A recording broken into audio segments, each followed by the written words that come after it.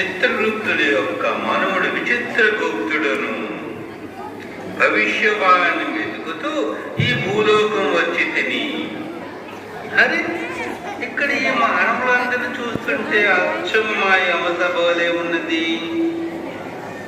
అబ్బా, భవిష్యవాణి వెతుకుతూ బాగా అలసితిని, బాగా దప్పికి వేచున్నది. ఇచ్చట అమృతం ఎక్కడ దొరుకును? బాలిక బాలిక, ఇచ్చట అమృతం ఏమైనా దొరుకునా? హిమక్రిములు బాలిక, హిమక్రిములు.